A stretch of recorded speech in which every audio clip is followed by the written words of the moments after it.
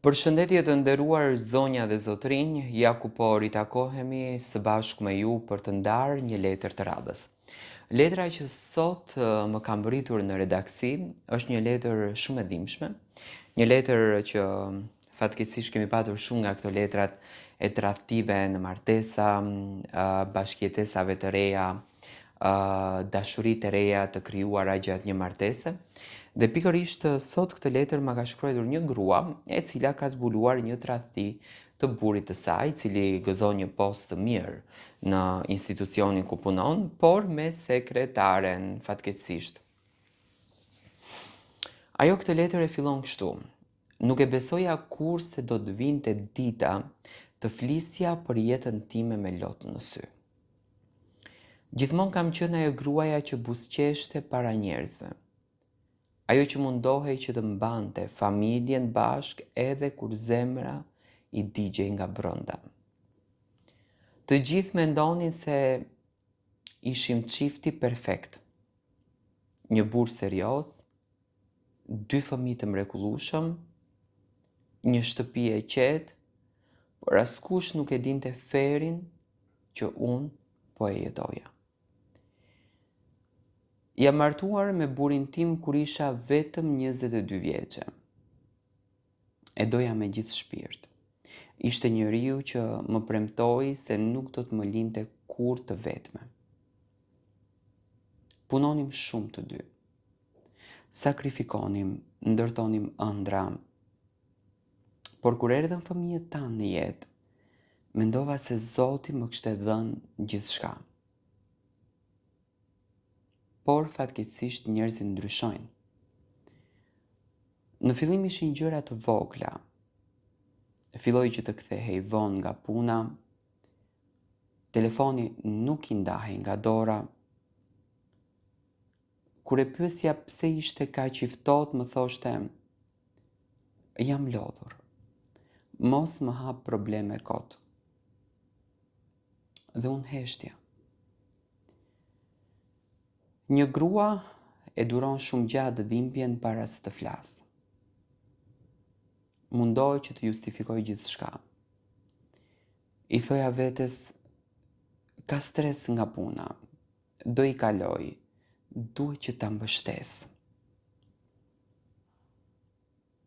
Por fatkeqësisht çdo ditë ai largohej më shumë nga unë. Nuk më shikonte më në sy, nuk më pyeste më si isha. Në darkë rinte me telefon në dorë dhe buzëqeshte. Një buzëqeshje që realisht nuk më falte mua.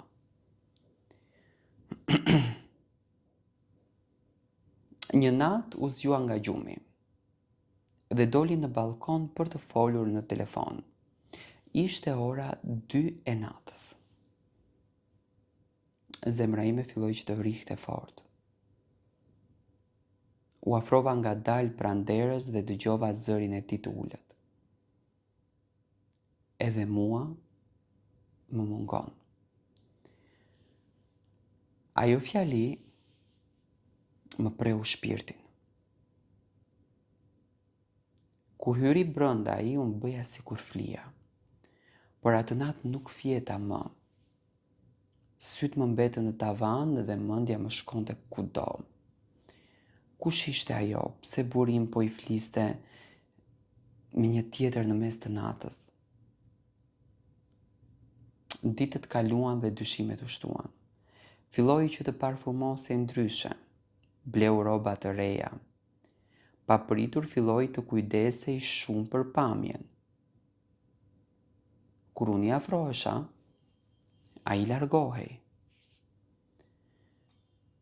Një ditë ndërsa po e pastronte dushin, telefoni i tij ra mbi tavolinë. Zemra më dridhej. Nuk kisha kontrolluar kur telefonin e tij në jetën time.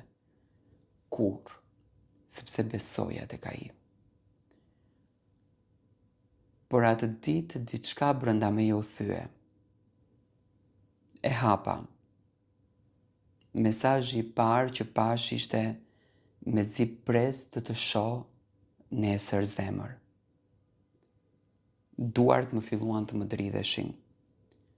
Hapja mesazhe dhe ndjeja sikur po më merrej fryma. Ishte sekretarja e tij, një vajzë shumë më e re se unë. Flisnim çdo ditë, i dërgonim zemra njëri tjetrit.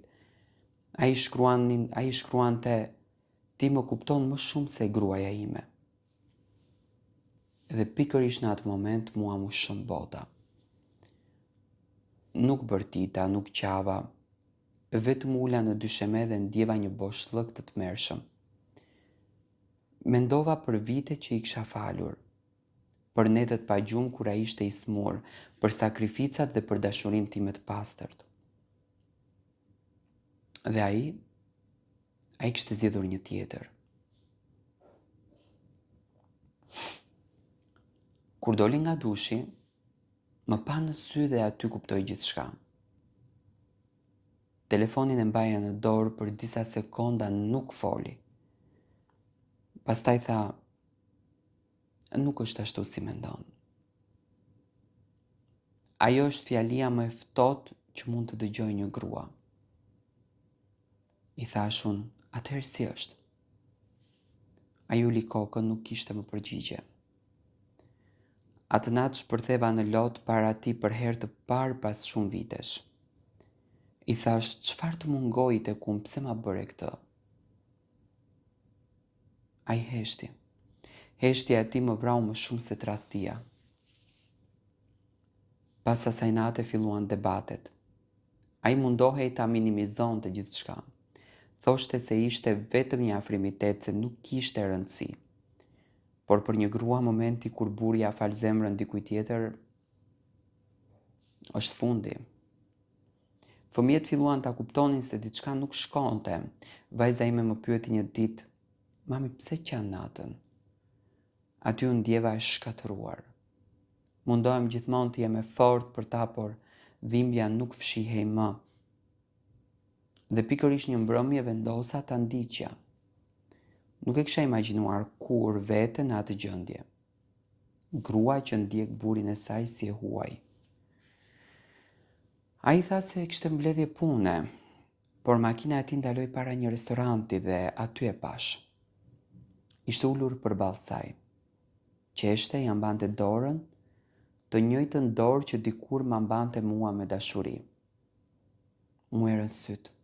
Nuk hyra brenda, vetëm qava në makinë si njeri që kishte humbur gjithçka. Atë natë ai erdhi në shtëpi sikur nuk kishte ndodhur asnjë gjë. Unë e pash drejt në sy dhe i thash, të pash.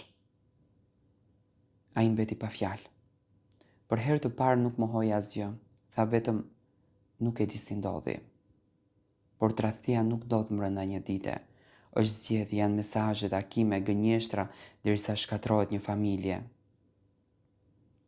Ai filloi të kërkonte falje, tha se do ta ndërpriste lidhjen, tha se familja ishte më e rëndësishme, por zemra ime nuk ishte më e njëjta. Edhe tani nuk di çfarë të bëj. Qëndroj në të njëjtën shtëpi, por nuk e dua.